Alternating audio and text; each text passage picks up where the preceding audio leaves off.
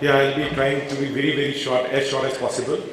And after Google, Amazon and IBM, a startup talking, that itself shows actually that we would have done something right. So this is my actually second tech startup. The one before that called Microp was actually considered to be the most popular solution in ASEAN by Grow Asia.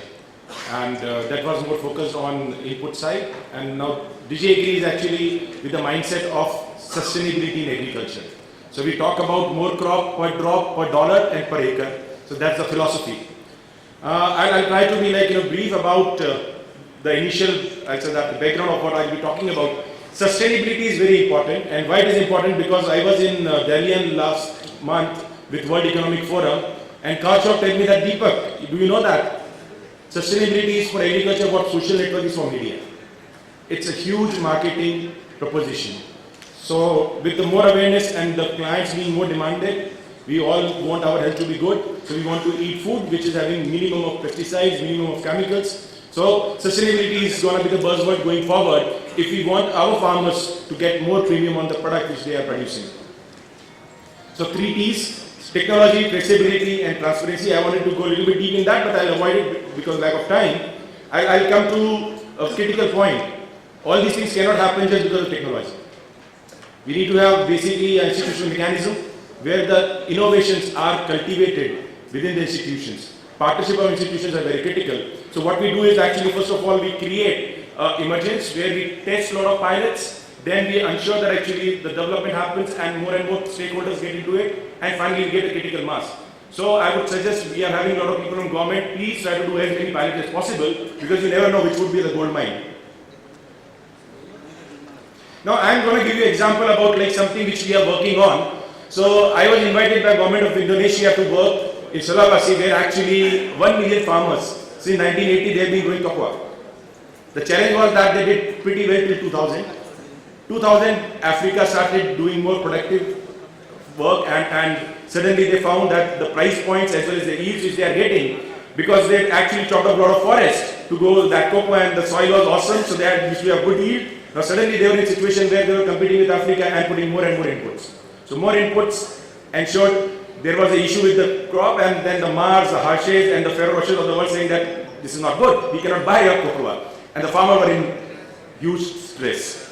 So what they did, they again created an institutional mechanism that, okay, fine, let's go a little bit on more value addition. So they started actually exporting more of butter, paste and powder than actually just the beans.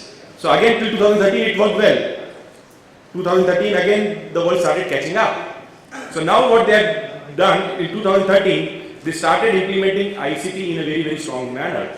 So what they did, they created basically cocoa doctors. So the Mars, Harshe, the government of Indonesia, USAID, Mercy Crop and OSAID all joined together, and they said let's try to become sustainable. So they started doing activities to actually reduce the use of the pesticides and ensure that actually the crop they are producing is using less of everything. And again, there were a commitment from Mars and Harshe to buy all the product because it was having low residues, and you'll be surprised, in 3 years the farmers' income doubled. Now again they are at the bottleneck because Ghana and Cote d'Ivoire is also again doing that. So they called people like me and said, Deepak, now what can be done? So this would be the first state in the world would be having a blockchain-based cocoa certification and traceability using DNA mapping. So we'll be using DNA spray to ensure that you don't need any high-tech devices including satellite and IoT. You just actually are able to map the DNA and you can say, oh, it is coming from that specific farm. Now that is the beauty. So this is what type of projects actually we get into. We work in 10 countries already, and we have been able to increase farmer income. We have been able to reduce the usage of fertilizers, pesticides, and I'll talk a little bit about now, as everybody is talking about their own company, let me talk a little bit about what we do. So actually, we work on the ground.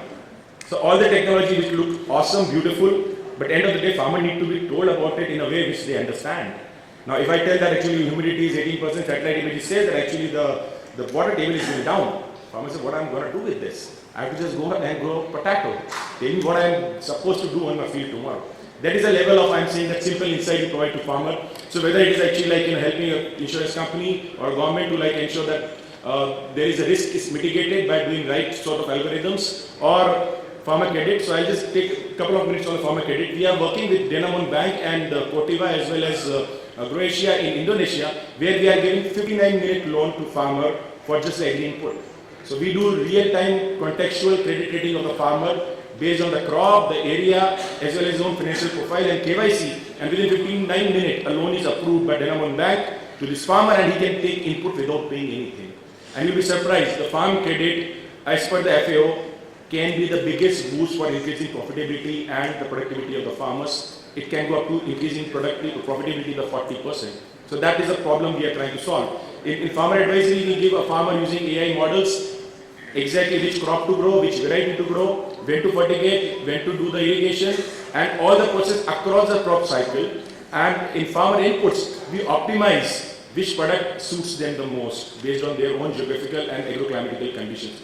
So again, then connecting farmers to the market, we work with Olam and Nestle to ensure that actually we are able to directly connect the aggregators of these companies with the farmers, so that actually you have less of middlemen. A lot of people talk about removing the middleman. I say that if you try to remove the middleman, you become a middleman. Make them more efficient and actually empower them. So that's what the idea is.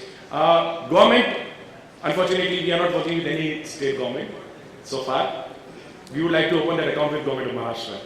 Give us that opportunity, sir, and we won't let you down. So this is typically the stack. So we use IoT data, MQTT and HAPIs. We use satellite, typically 7 satellites, and most of the time we use open source satellite data.